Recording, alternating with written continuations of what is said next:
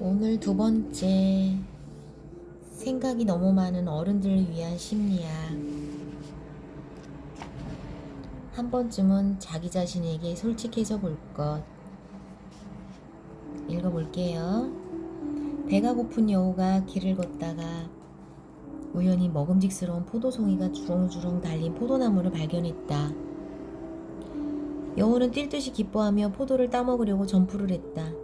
하지만 아무리 높이 뛰어도 주둥이가 아슬아슬하게 포도 끝에 닿을 뿐 포도를 따먹을 수가 없었다.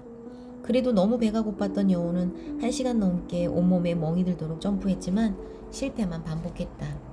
결국 화가 난 여우는 저까지 신포도를 누가 먹어 하고는 포기해버렸다. 잠시 후 개가 그곳을 지나가다 포도를 따먹으려고 껑충껑충 뛰기 시작했다. 여우는 개를 비웃으며 생각했다. 아이고, 시고 맛없는 포도를 따먹으려고 저렇게 낑낑대다니. 그러니까 사람한테 꼴이나 치고 있지. 그래봤자 따먹지 못할걸. 여우의 바람대로 개는 결국 포도를 따먹지 못했다. 그런데 조금 있으려니 이번에는 까마귀가 나타나 포도를 쪼아먹기 시작했다. 여우는 까마귀가 가엾게 느껴졌다. 날아다니면서 저런 거나 쪼아먹으니 몸이 그렇게 조그맣고 까맣지. 저러고 살고 싶을까? 그러나 여우도 자기 배에서 나는 꼬르륵 소리만은 어쩔 수 없었다. 이 이야기는 이솝우화인 여우와 포도 이야기를 약간 변형해 보았는데 여기서 흥미로운 건 여우의 태도 변화이다. 처음에 여우는 포도를 절실히 원했다.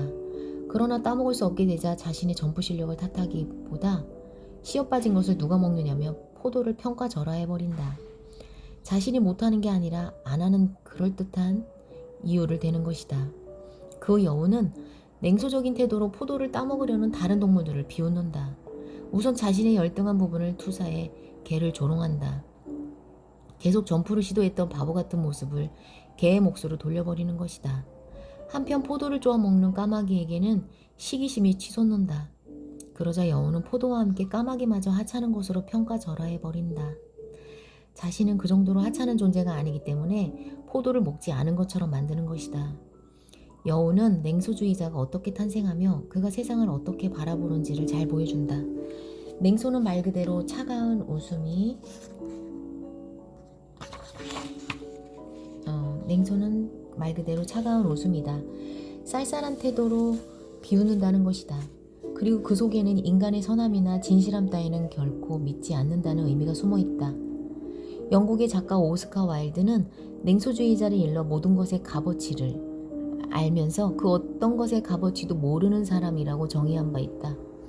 세상을 냉소적으로 바라보는 사람들은 여우가 포도를 가질 수 없게 되자 포도를 무가치한 것으로 만들어버릴 듯 가질 수 없는 것들을 전부 무가치한 것으로 만들어버린다. 가질 수 없다면 부숴버려란 태도다. 냉소가 위험한 이유는 그 안에 내재되어 있는 허무주의와 무력감, 분노와 파괴력 때문이다. 아무리 노력해봐도 안 된다는 무력감은 원하는 것의 가치를 파괴해버림으로써 더 이상 욕망하지 않게 만든다. 그래서 냉소주의자는 현실로부터 한 발 떨어진 방관자가 되어 모든 것을 비웃는다. 열정이나 고뇌, 고통은 모두 비웃음의 대상일 뿐이다. 그리고 자신만이 무가치함을 이해하기 때문에 다른 사람보다 더 똑똑하고 세상을 잘한다고 생각하면서 우월감에 젖는다. 세상을 발밑에 두고 내려다보면서 지배하려 드는 것이다. 하지만 냉소적인 비웃음 뒤에는 버림받을까봐, 상처받을까봐 두려워 울고 있는 얼굴이 숨어있다. 또한 좌절된 욕망이 일그러진 형태로 숨어있다. 냉소주의자는 어느 것에도 기쁨과 행복을 느끼지 못한다. 왜냐하면 이미 모든 것을 가치 없는 것으로 만들어버렸기 때문이다. 그는 세상 어느 것에도 만족하거나 집중하지 못하고 어떤 일을 꼭 해야 할 때는 마지못해 대충대충 한다. 그러면서도 세상은 열중할 가치가 없는 곳이다 라며 자신의 행동을 합리화한다. 그뿐만 아니라 세상과 사람들의 약점을 정확히 꼬집어냄으로써 주변 사람들마저 회의적으로 만든다. 우진 씨가 그랬다. 그는 오늘도 파김치가 되어 집으로 돌아왔다. 씻기도 귀찮아서 그냥 침대에 누워버렸다. 거실에서는 가족들이 텔레비전을 보며 웃는 소리가 들려왔다.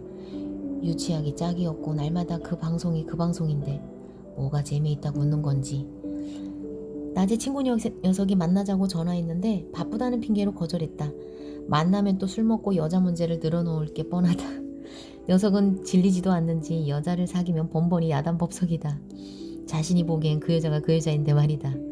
여전히 사량 타령을 하는 걸 보면 녀석은 아직 순진해서 철이 들려면 멀었다. 그는 세상엔 그다지 기쁠 일도 슬픈 일도 없다고 생각한다. 그래서 친구들이 작은 일에 매달리고 심각하게 고민하고 상처받는 것이 우스울 따름이다. 친구들이 그럼 넌 무슨 재미로 사냐? 라고 물으면 그는 오히려 너네는 사는 게 재미있냐? 라고 반문한다. 재밌지도 않은데 재밌는 척하는 게 오히려 가식이고 위선이라면서 말이다. 그럼 넌 왜 사냐? 라는 질문에 그냥 이 세상에 태어났으니까 한 세상 이렇게 살다 갈 뿐이라며 세상 다산처럼 얘기한다. 그렇다고 그에게 큰 문제가 있는 것은 아니다. 직장에서는 인정받고 있고 친구들과의 관계도 괜찮다. 다만 마음속은 늘 허전하고 공허했다. 세상에 대한 호기심과 흥미를 별로 느끼는 그에게 못 느끼는 그에게 일상은 그저 무료하고 건태롭기만 했다. 그가 원래부터 세상을 그렇게 바라본 건 아니었다. 그는 평범한 가정에서 별 어려움 없이 자라났고 공부도 잘해서 늘 부모의 자랑이었다. 그의 꿈은 변호사가 되는 것이었다. 어른이 되면 돈도 잘 벌고 외제차도 타고 영화처럼 멋지게 살아보고 싶었다. 그런데 고등학교에 들어간 뒤 생각만큼 성적이 나오지 않았고 결국 법대에 들어가지 못했다. 그래도 남들이 선망하는 대학에 들어가 무사히 졸업까지 했는데 문제는 사회생활을 하면서 시작되었다. 사람들이 그를 별로 알아주지 않았고 마음대로 쓸 수 있을 만큼 돈을 많이 벌지도 못했다. 남들과 다른 멋진 인생을 살고 싶었는데 막상 마주한 현실은 초라하게만 느껴졌다. 이러다 부모님처럼 결혼해서 애 낳고 쫓기듯 살게 되겠구나 생각하니 가슴이 답답해졌다. 냉소주의자여, 당신은 냉소를 버리고 싶지 않을지도 모른다. 세상의 모든 것이 노력을 기울일 만한 가치가 없어 보일지도 모른다. 다른 모든 것들을 밟고 그 위에 서 있는 우월함을 버리고 싶지 않을지도 모른다. 그러나 한번 가만히 마음을 들여다보라. 당신은 무언가를 절실히 원했다. 그런데 이런저런 이유 때문에 원하는 것을 이룰 수가 없게 되었다. 그래서 너무 화가 난 나머지 세상을 잠시 미뤄둔 것뿐이다. 그런데 이제는 겁이 나는 것이다. 냉소를 버려봤자 원하는 것을 얻지 못할 것 같아서 아무런 시도도 하고 싶지 않은 것이다. 당신의 열등하고 부족한 모습이 세상에 드러날까봐, 실패해서 사람들의 비웃음을 살까봐 두려운 것이다. 물론 어떤 삶을 선택하든 그것은 당신의 뜻에 달렸다. 하지만 냉소라는 얼음처럼 차가운 가면 뒤에서 추위에 떨며 혼자서 외롭게 산다고 해도 당신에게 쌓이는 것은 세상과 사람들에 대한 분노뿐이다. 그리고 사람들은 당신의 차가운 빈정거림에 등을 돌리게 될 것이다. 나중에는 당신의 냉소를 봐줄 사람조차 없는 상황이 올지도 모른다. 젊어서는 냉소가 철학적이고 멋있게 보이는지 모른다. 그러나 나이 들어서까지 냉소적인 태도를 유지하는 것은 당신이 가장 두려워하는 것, 즉 당신이 실패자이며 가까이 하기엔 불쾌한 사람임을 만천하에 알리는 것에 불과하다. 그러니 이제 그만 냉소의 가면을 벗고 자신에게 솔직해졌으면 좋겠다. 그러기 위해서는 먼저 당신이 외롭고 따뜻함을 갈망하고 있으며 멋지게 성공하고 싶고 실패를 두려워하고 있음을 인정해야 한다. 그러면 다른 사람들도 비슷한 욕망을 가지고 있음을 느끼게 될 것이다. 사람들은 어차피 비슷비슷한 욕망과 갈등 안에서 살고 있으니까 말이다. 그런 다음 당신이 할 일은 냉소적으로 변하기 전에 절실하게 원했던 그것을 향해 나아가는 것이다. 당신이 두려워하던 대로 원하는 것을 결국 이룰 수 없을지도 모른다. 그러나 천천히 나아가다 보면 알게 될 것이다. 인생에서 가장 소중한 것들은 무엇을 이루었을 때보다 그것을 이루기 위해 노력하는 과정에서 얻게 된다는 것을 말이다. 또한 사람들은 생각보다 더 많이 서로를 돕고 의지하며 살고 있으며 인생의 기쁨과 행복이 그 안에 있다는 것도 알게 될 것이다. 그래도 머뭇거려진다면 확률을 생각해보라. 훗날 당신이 성공하고 행복해질 확률과 그러지 못할 확률을 반반이라고 치자. 그렇다면 당신이 노력했을 경우 실패할 확률은 50%이다. 그러나 아무런 노력도 안 하면 실패할 확률은 100%이다. 노력해서 50%의 가능성을 잡겠는가? 아니면 100% 확실한 실패자로 남아있겠는가? 이제 당신의 냉소가 대답할 차례다. 오늘도 좋은 내용 잘 읽고 읽으면서도 행복했네요.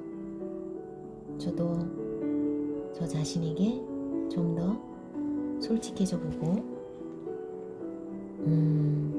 내가 못하더라도, 안 될 것 같더라도 끝까지 노력하면서 50%의 확률을 잡아보도록 하겠습니다.